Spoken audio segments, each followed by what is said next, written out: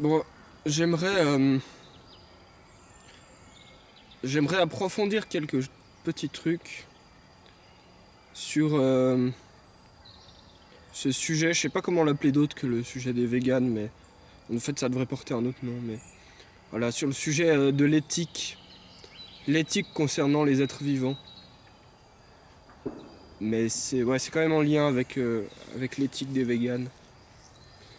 Alors déjà, je voudrais un peu préciser que tout ce que je dis là, c'est une réflexion éthique. C'est-à-dire que j'essaie de comprendre l'éthique profonde qu'il y a derrière le mouvement. Et j'ai beau l'attaquer, en réalité, je suis assez favorable à ces mouvements véganes. Alors c'est un peu flou, qu'est-ce que c'est exactement?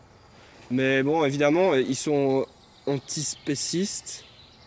Et ça, je trouve ça plutôt bien. Ils combattent ils combattent idéologiquement des êtres humains qui pensent que l'être humain est au-dessus de la nature. Donc là, je suis en accord avec eux. Par contre, là où je suis en désaccord, c'est que je considère qu'eux-mêmes sont des êtres humains qui se considèrent au-dessus de la nature.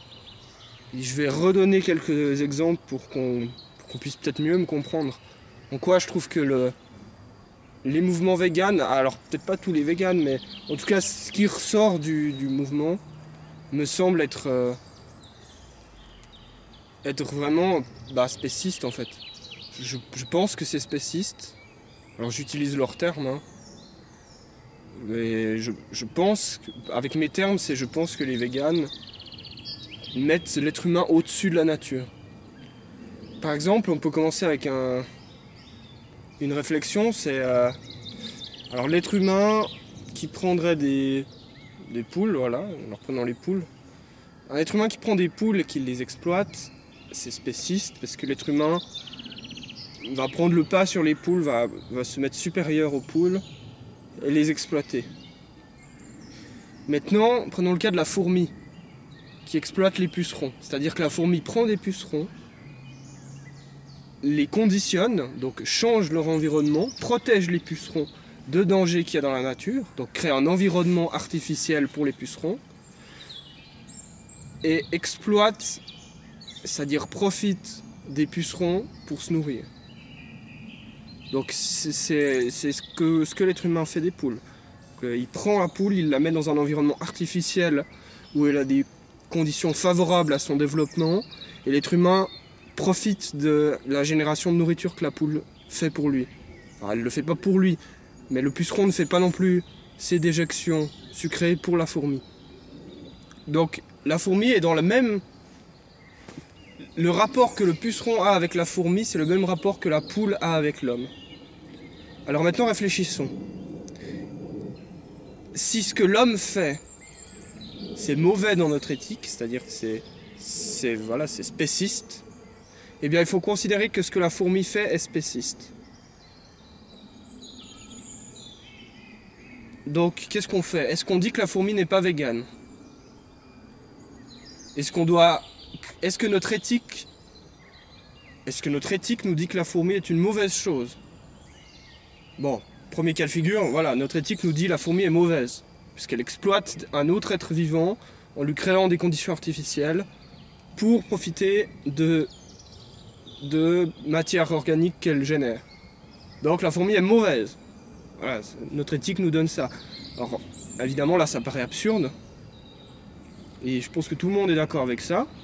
Que c'est absurde, la fourmi n'est pas mauvaise d'exploiter le puceron. Mais du coup, si on met le parallèle avec l'homme, ça nous rapporte que l'homme n'est pas mauvais, ok, bon.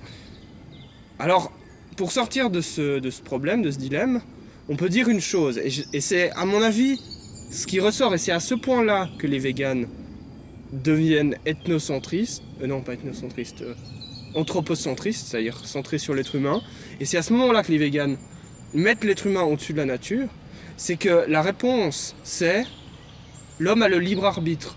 L'homme a le choix de ne pas exploiter la poule. L'homme a une conscience.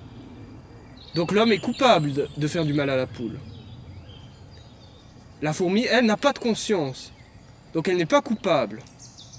Qu'est-ce que ça dénote, ça?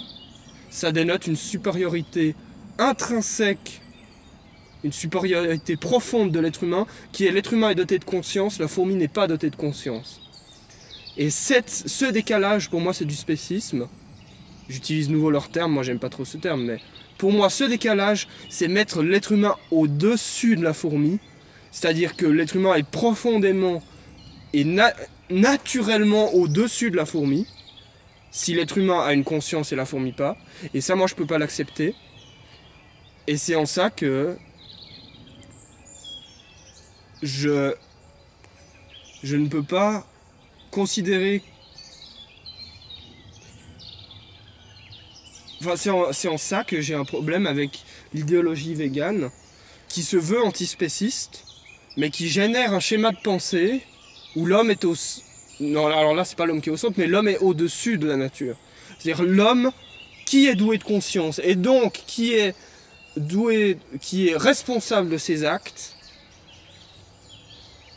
lui, avec son cerveau développé, peut être coupable de faire du mal aux animaux. Alors que la fourmi, elle, qui n'est pas développée, voilà, la fourmi inférieure, n'est pas responsable de faire du mal aux pucerons. Et bien moi, ça, je peux pas l'accepter. Pour moi, les deux sont responsables au même niveau. Et donc, soit on doit rentrer dans le travers absurde qui serait de dire que les fourmis sont méchantes, que les fourmis font du mal, sont intrinsèquement mauvaises d'exploiter les pucerons. Donc on rentre dans un travers un peu absurde, mais qui serait cohérent, qui serait logique. Donc on dit que les fourmis sont méchantes, les humains sont méchants. Soit on dit, eh ben, cette manière de juger le bien et le mal dans le monde ne fonctionne pas, parce qu'elle crée des incohérences partout.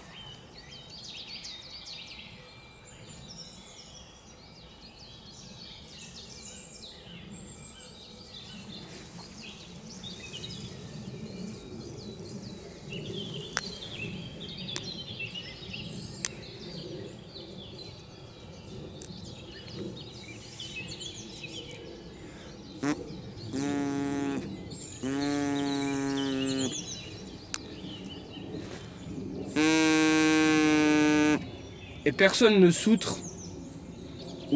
personne ne s'outre du fait que je fasse un sifflet avec une plante. Il y aurait eu un renard là ou un chat, je l'aurais découpé, je l'aurais cassé en deux, puis j'aurais fait un sifflet avec. Et bah tout le monde aurait hurlé. Ça dénote quoi? Ça dénote ce que j'expliquais déjà il y a longtemps.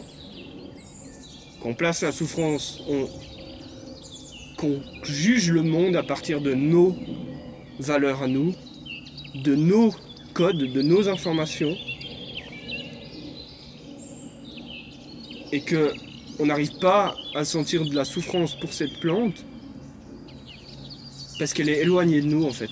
Et donc ça met l'être humain au centre de notre système de valeurs. Et ça, je pense que c'est faux. C'est-à-dire que rien n'a plus d'importance que rien.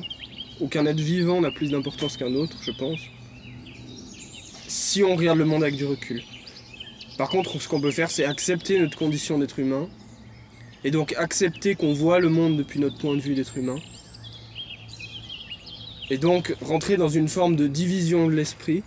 Et là, on revient sur une autre facette de ma pensée, qui est le fait que notre esprit est une sorte de parlement, Notre esprit est divisible et peut contenir des inverses opposées.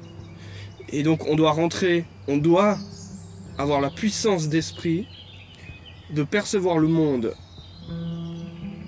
de face, de front, avec cette dure réalité qu'on est coincé dans un point de vue d'être humain. Et en parallèle, on doit réussir à faire l'inverse, c'est-à-dire percevoir le monde avec un point de vue le plus reculé possible. Et c'est ce parlement, cette diversité du point de vue, de la capacité à adopter intégralement des points de vue différents, qui à mon avis peut permettre des réflexions complexes et des réflexions sages.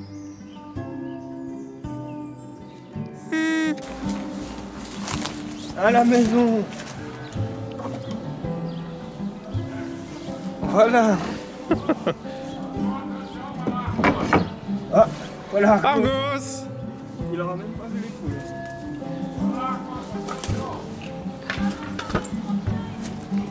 Argos! Argos. Ouh, chien.